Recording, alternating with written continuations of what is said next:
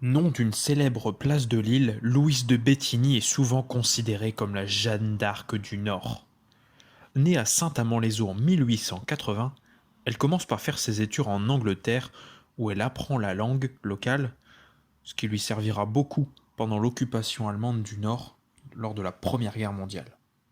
En effet, lorsque la Grande Guerre éclate en 1914, Lille, ville où elle se trouve pour soigner les victimes des bombardements, tombe aux mains des Allemands et provoque donc l'occupation de la ville pendant toute la durée du conflit.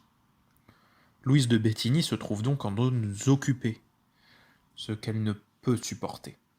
L'île et le département du Nord sont coupés du reste du pays, pas moyen de communiquer. Mais les Alliés ont besoin de renseignements sur les troupes allemandes. Il leur faut donc des espions. Louise de Béthigny ne peut pas supporter de laisser les choses se faire, elle veut agir. Comment? En entrant en résistance. Oui, une résistance déjà pendant la Première Guerre mondiale. Et son engagement va bien plus loin, car elle est recrutée par les services secrets britanniques comme espionne. Garder son nom pendant la guerre, quand on est espionne, est bien trop risqué. Elle prend donc un pseudonyme. Le réseau manque d'agents. Elle en forme une centaine au total. Ils n'ont qu'un objectif, collecter des informations sur le terrain pour les transmettre aux Alliés.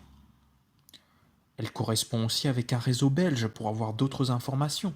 Elle prend donc des risques énormes pour recueillir un maximum de renseignements et permettre aux Alliés d'être plus efficaces dans leur bombardement. En temps de guerre, tout change. Il n'y a plus de frontières. Louise de Béthigny doit donc se rendre en Belgique pour collecter les informations précieuses sur les Allemands. Cette héroïne est malheureusement arrêtée par les Allemands. En 1916, elle est condamnée à mort, mais sa peine est réduite. Elle est donc condamnée aux travaux forcés en Allemagne. Mais dans quelles conditions? Elle souffre. Les conditions sont très éprouvantes. Et elle meurt de ces conditions terribles en 1918. Mais Louise de Béthigny reçoit un hommage par la place qui est renommée en son nom après la guerre. Est-ce suffisant? Bien trop de monde ne connaissent pas son action héroïque. Au total, elle aurait permis de sauver 1000 Britanniques pendant la guerre.